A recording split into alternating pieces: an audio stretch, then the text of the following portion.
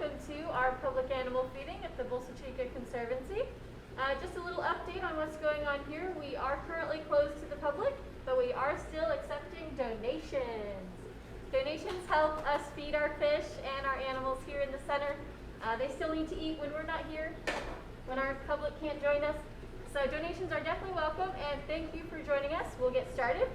So here we have a California scorpionfish. Her name is Igneous. She looks like a rock. She's got really great camouflage, and that helps her to eat as well as to hide from predators. She might be extra hungry today. So she's what we call an ambush predator. So she'll wait till the food comes to her and then snatch it right out of the water. There you go, right there. I think she was discouraged by her miss. We're feeding her Kelpfish. And as you can see, she didn't have to move her body that much. She has a special, all fish have a special cavity in their mouth called a buccal cavity. And that creates that suction when they open their mouth. They can suck their prey right in. See if she'll go for a second one today. She's usually just happy with one. So if you guys have any questions, and you can put them down in the comment section and we'll answer them for you live here. And for now, we're going to move on to our swell sharks. So we have 6 baby swell sharks in here. All of the fish we have here are native to California. And swell sharks are called swell sharks because they can swell up their body. They suck water into their body, and they can be much larger, and that helps them to be larger and look scarier to their predators, and also helps them wedge in rocks so that they can't get pulled out. We feed them squid and fish.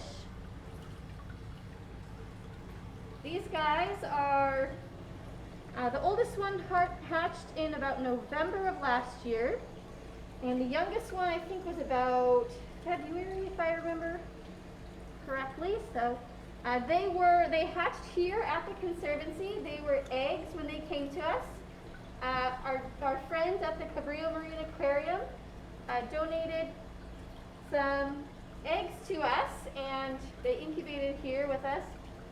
They are in the egg for 9 to 12 months, and the egg case is like a leathery brown case, and it has little strings on it to attach to kelp so it doesn't get washed out to sea. And sometimes they call their egg cases mermaid's purses.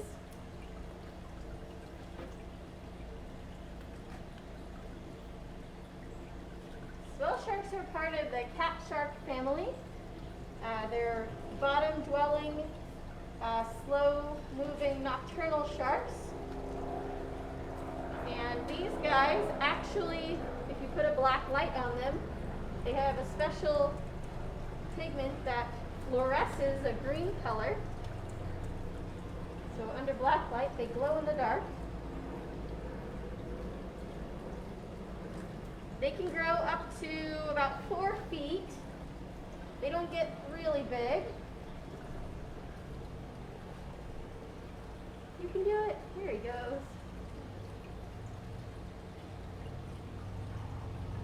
So we'll get these guys in the corner over here.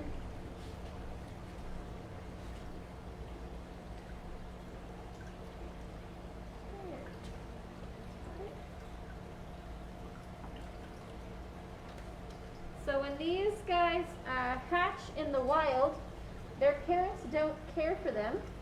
They're just on their own once they hatch.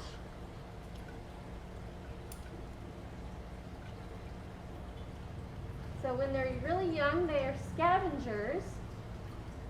And then once they get big enough, they become carnivorous hunters.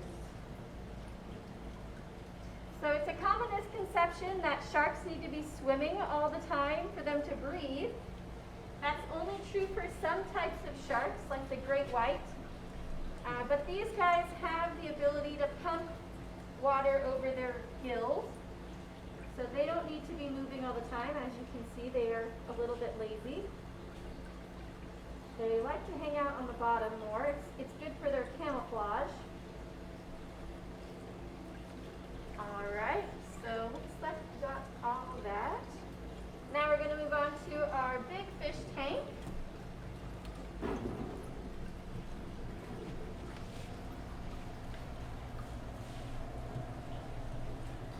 So in here, some of the fish that we have, these two guys right here that kind of have a checkerboard pattern, those are Kelp Bass.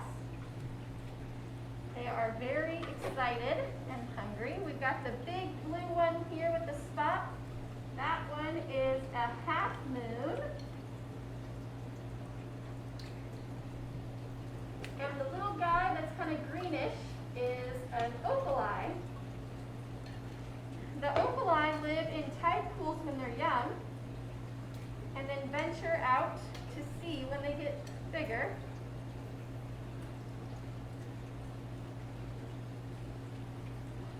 Make sure they get all their scraps first.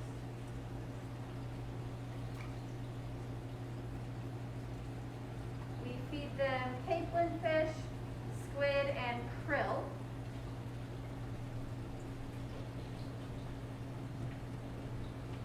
We've also got a California spiny lobster in here, and he might not eat because he just molted. So just like snakes shed their skin, crabs and lobsters do that as well. Looks like he might be hungry today. He's a little bit pale in color since he's getting his exoskeleton hardened back. They're normally more red.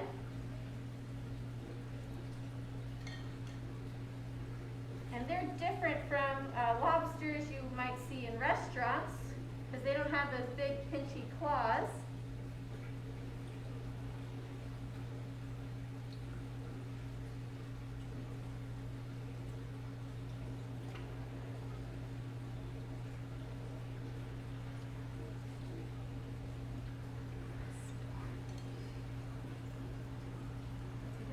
Oh God.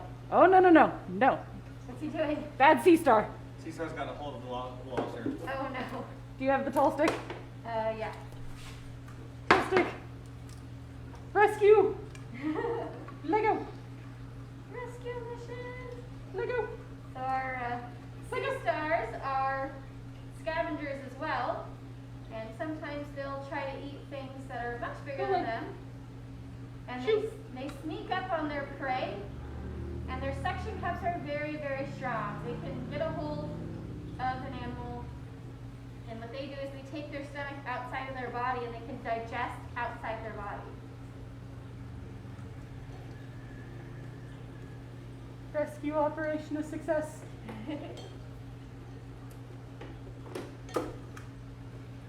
Alright, so now that we've escaped that, we'll go ahead and feed our touch tank animals, or tide pool animals we like to call them. So in here we have striped shore crab. We've got two of them in here, one right here and one over here. You can see this one's all big and red. Let's give him a piece of fish.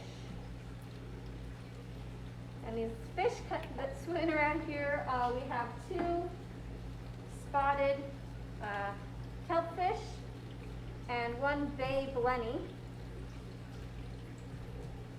Sometimes the spotted kelpfish think that they can steal food from the crabs. So, oh, we got a crab fight. Here, you can have this piece. There you go.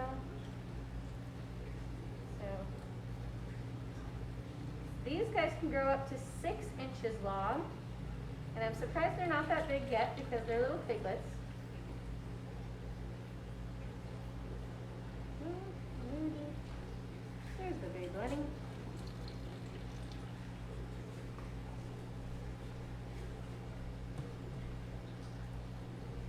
And this bay Blenny is named Michelle. He likes to hang out inside of one of these shells all the time. And they actually have sexual dimorphism, so you can tell that he's a boy because he has an orange spot on his chin. See if we can get him to show us. Come here, Michelle. Come here. Now she's really hiding. He's really hiding. All right. Looks like our crab let go of his food.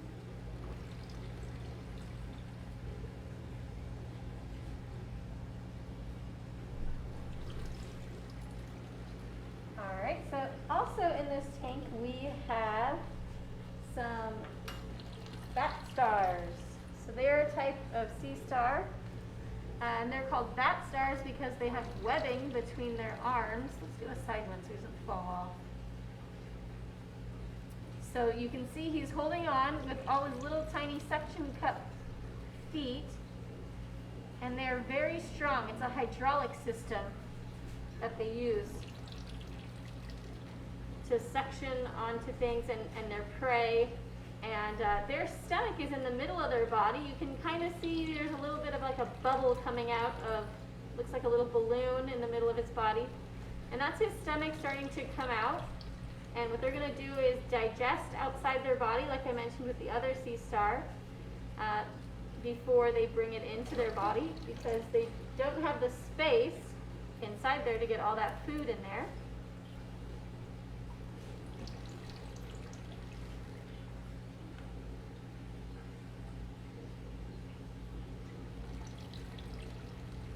Another animal we have in here is the Kellet's whelk.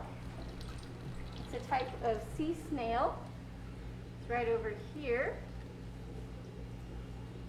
And they have a special trap door. You can see he's closing up in there. It's called an operculum.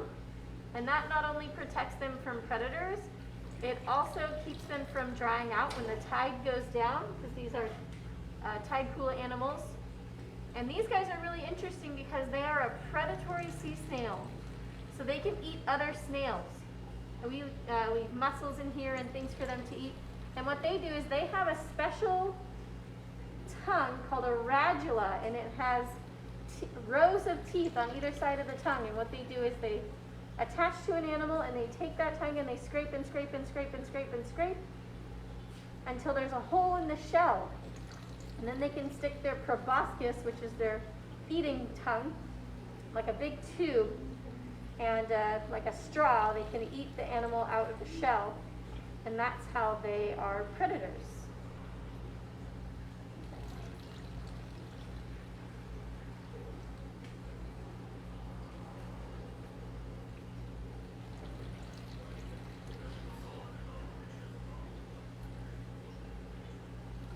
So our bat stars we have in here, we have one that is Patrick Star and one that is Peach from Finding Nemo.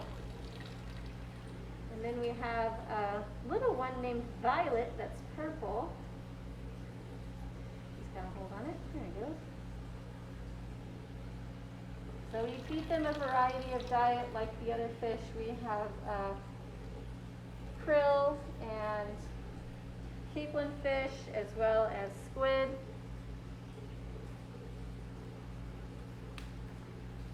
This guy here is going to get some krill.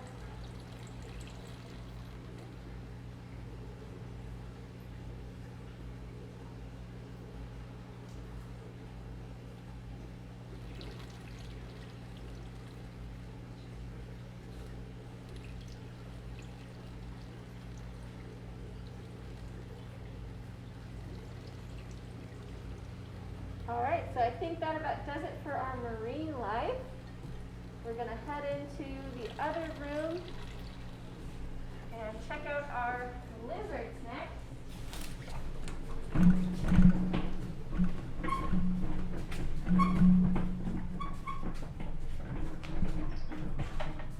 So there are 4 different species of lizards you can find at the Bolsa Chica Ecological Reserve. We have two of them here. We've got the southern alligator lizard right in here, and we feed them crickets. So normally in the wild they would have, here's one right over there. Normally in the wild they would eat a variety of different insects and things that they can find. But since we feed them just crickets, we give them a supplement of calcium.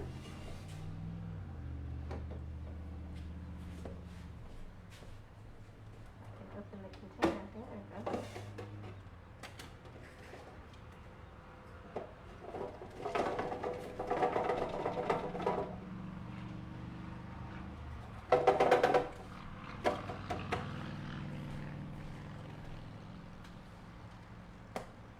So when you see our crickets in there, you'll notice they're white, and that is the calcium supplement that I mentioned.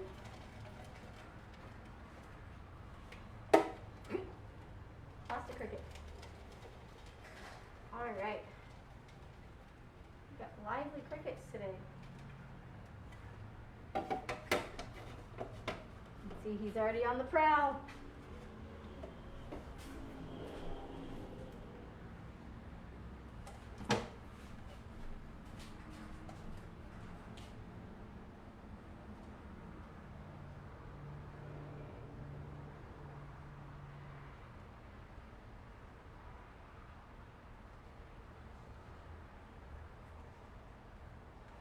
So we feed our lizards and amphibians once a week.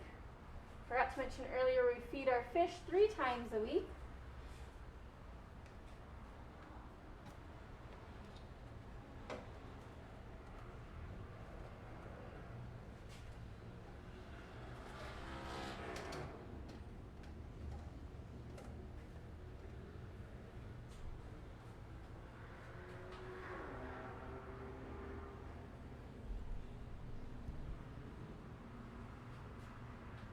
So alligator lizards you can tell apart from a lot of other native lizards by how long their tail is.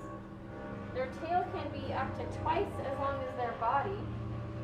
And the way that herpetologists, which are people who study reptiles and amphibians, the way that they measure lizards are from, they call it snout to vent, which is basically from their nose to right before their tail starts. So they don't count the tail when you measure the length of a lizard.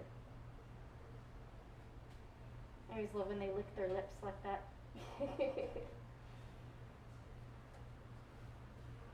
So next we'll move on to our side blotched lizard.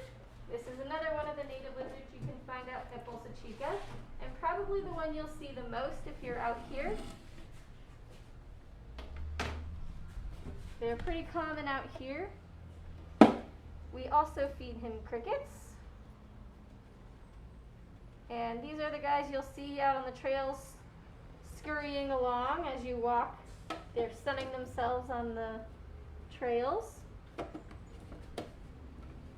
And these guys actually have a very short lifespan. They only live about a year.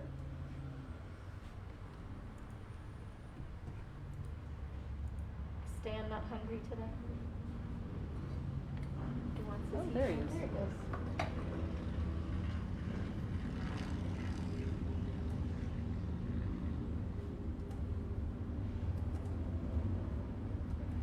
So some of the other lizards we mentioned earlier, there are 4 species of lizards you can find at Bolsa Chica. We have these 2 here, the alligator lizard, and this one, the side blotched lizard. So they got their name because they have a little bit of a spot behind their arm. It kind of looks like a smudged Sharpie mark. Oh, is he not going to eat today? He might not eat today. The third species is one that you'll see pretty commonly throughout Southern California, which is the fence lizard. So they've got that blue belly. Sometimes people call them blue bellies. The western fence lizard. And the 4th species of lizard we have here is called the silvery legless lizard. And it looks kind of like a tiny snake. So you might think that a lizard without legs would be a snake, right? But there are some other differences. These guys have evolved to be underground. They burrow underground, so they don't really need their legs, but they still do have eyelids. Snakes don't have eyelids, but lizards do. And they also, I think, have a pelvis, but no legs. So it looks like Stan, our side-blotched lizard, might not eat today. He might be camera shy. So we are going to go ahead and move over to our amphibians.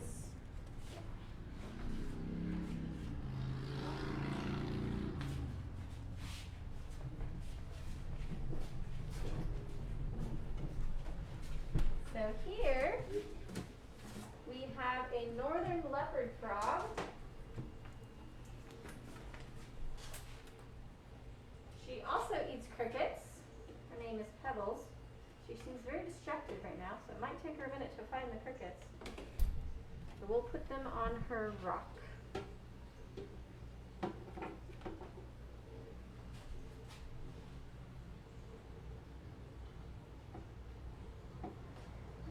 For now. Sometimes we give her a little help. So frogs, as you can see, her green color really helps her camouflage into vegetation. So they are also ambush predators, like I mentioned before with the scorpionfish. So they use their camouflage to hide, and then and then they can ambush their prey, because they need to protect themselves from predators as well using camouflage, because they're nice and squishy. There you go.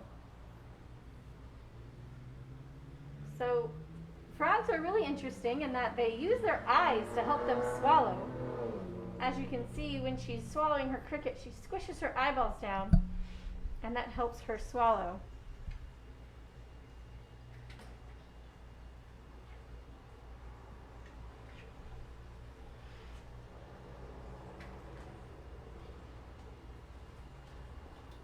She liked that one. So it's a common misconception that frogs have really long, sticky tongues. That's mostly just in chameleons. So she still needs to leap and attack her prey with her mouth. And northern leopard frogs are pretty common throughout the United States, actually. And fun fact, they are the state amphibian for Minnesota and Vermont.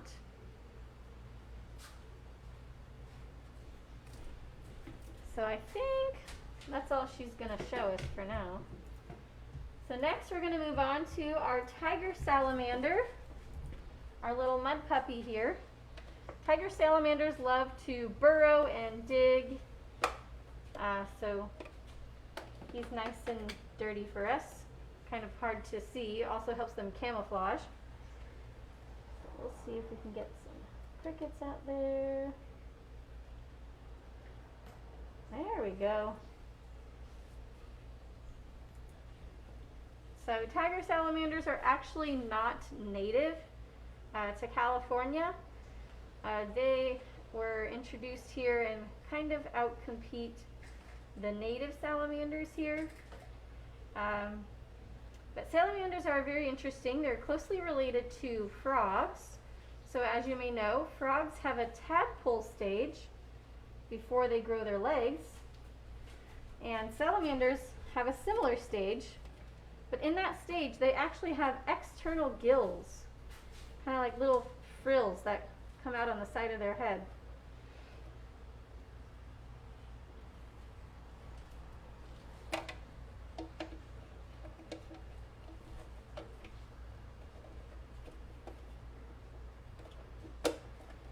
These salamanders can get pretty big. They can get up to 6.5 inches long, and that's not including their tail. Like I mentioned earlier, salamanders are measured in the same way that lizards are. It's very hungry today.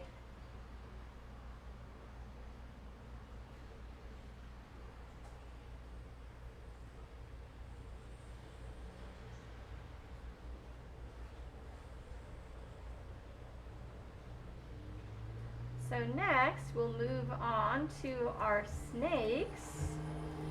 So here at the Interpretive Center we have 8 resident snakes that live inside. None of them are venomous. Most of them are native, and we'll introduce them to you now.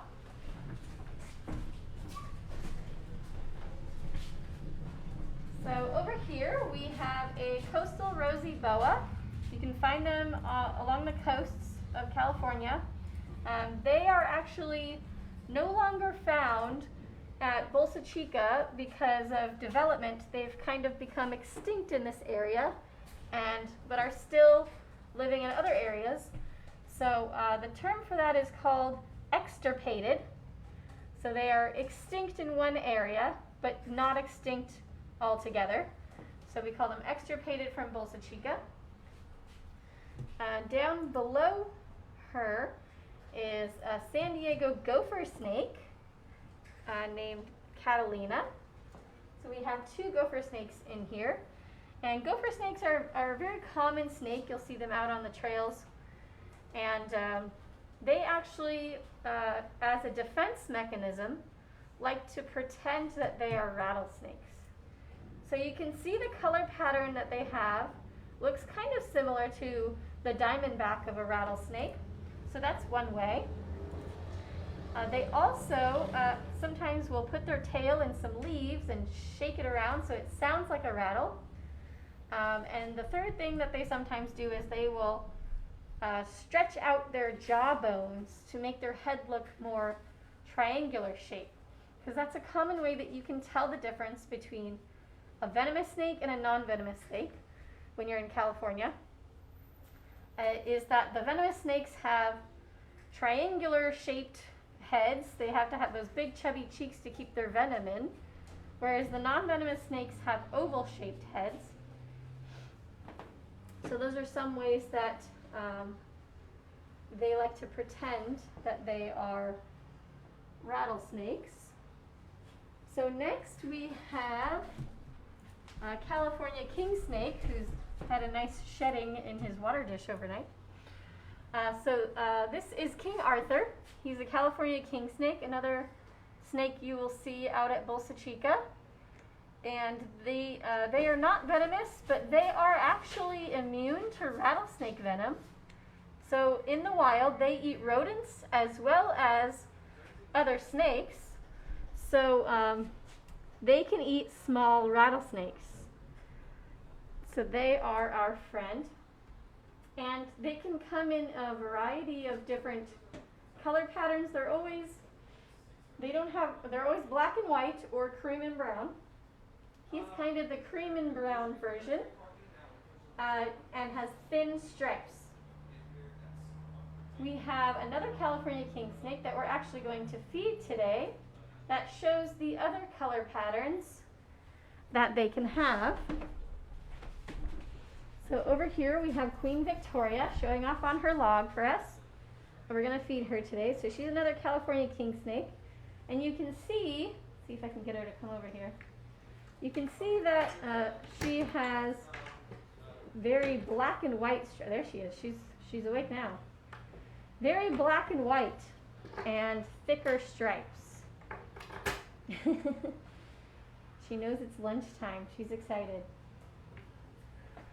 So another one of our snakes that we have is we have a rescued snake that we found. Someone had left their pet on the reserve. So this here is Rogue. She's a ball python. Like I said, they're not native here. They're a common pet. But something that can happen if you leave your pets out or try to give them a better home out in the wild is never a good idea, because in her case, she would not be able to live in the wild because the climate isn't right, and she wouldn't live very long out in our climate. Another thing that can happen with releasing your pets into the wild is that they can become invasive and outcompete the native animals.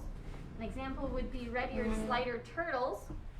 They are very detrimental for our waterways in that they overpopulate them and outcompete our native turtles. So our last snake we're going to introduce is another one that is not native. She is a corn snake. They're native to the eastern United States. They get the name corn snake because they live in cornfields, and also their stomach scales look similar to Indian corn. She came to us as a pet that someone couldn't take care of anymore, so we use her as an animal ambassador now. So now, without further ado, we will get our friend Victoria out for her lunch.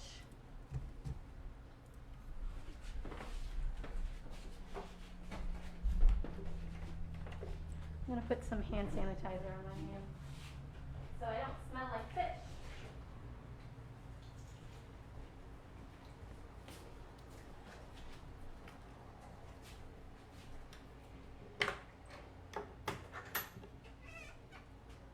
Hi, Victoria. So like I mentioned earlier, Victoria is a California king snake, native to this area, not venomous, but can eat rattlesnakes. But we will be feeding her a mouse. We're going to go ahead. So we put her in a separate container from, we put her in a separate container from where she lives because now she's deciding to eat her own body. So since they eat other snakes, sometimes they can mistake their own body for a different snake. But we put her in a separate container so she doesn't associate her home with food. Then she might think that anything moving is food. So maybe this will oh, there she goes. She let go of hers. She figured it out. She figured it out. So they are constrictors. So what they'll do is grab a hold of their prey and wrap around it to give it a nice big death hug.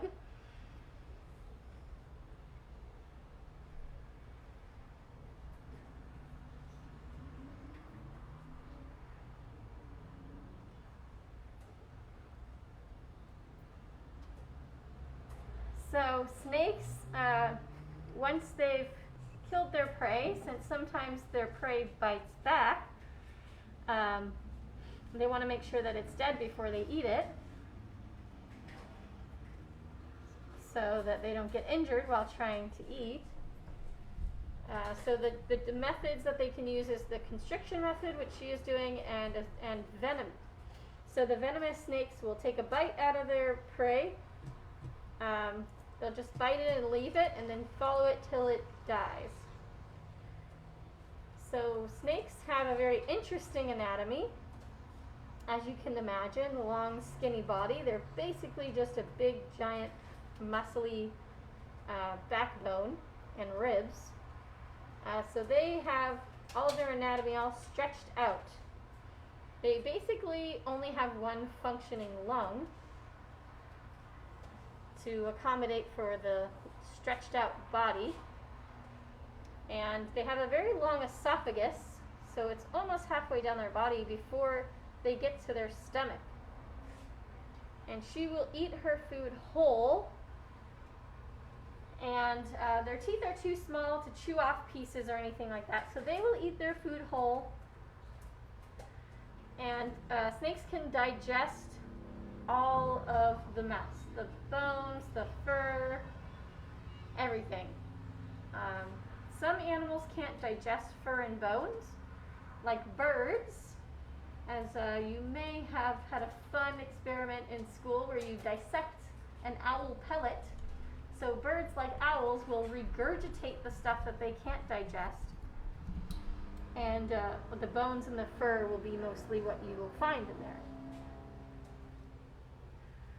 So snakes usually eat their food head first. It helps them to swallow it with all the fur and the bones. But sometimes Victoria this is also a small mouse for Victoria, but sometimes she will just have at whatever end she's got.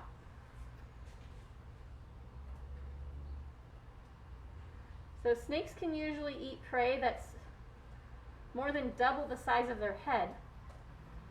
So you can see this mouse is probably about the size of her head, maybe. So it's kind of a small mouse for her. But it's still hard to eat nonetheless, since she doesn't have any arms. You can see she's using her body to kind of hold the prey still while she tries to eat it. It's very hard to eat something so large without having any arms, the utensils.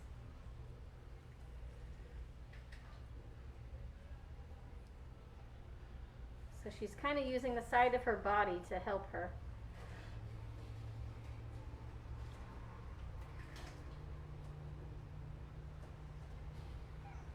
You can see she's moving back and forth, and that's a way that she can maneuver the food.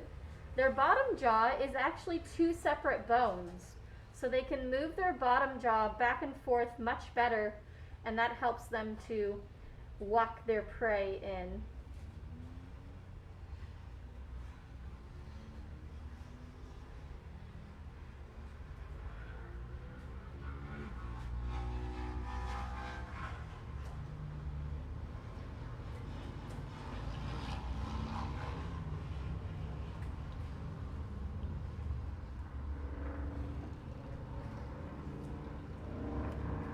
So we feed our snakes once a week, but they can go up to 4 months without eating in the wild. They use a lot less energy than we do because they don't use energy to keep their body warm. So that's how they can go a much longer time without eating. And it takes about 4 days to a week to digest the mouse. Looks like she's got it all down. Kind of had a, what's that where you have a pizza and you fold it, a calzone? It was kind of like a calzone mouse. She kind of folded it in half.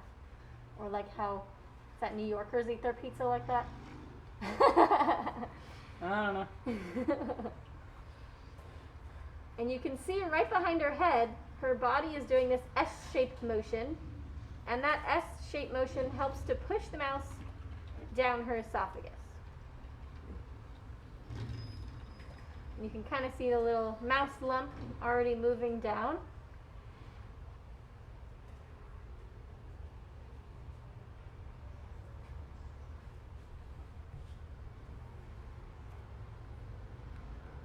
So we generally let our snakes hang out in the feeding tank for a little bit after they eat so that they don't get stressed out and throw up their food, because that's not fun for anybody. So we'll let her sit and hang out for a bit. But I just wanted to say thank you for joining us. We hope that you enjoyed seeing our show. And we hope to see you again soon. Take care and stay safe.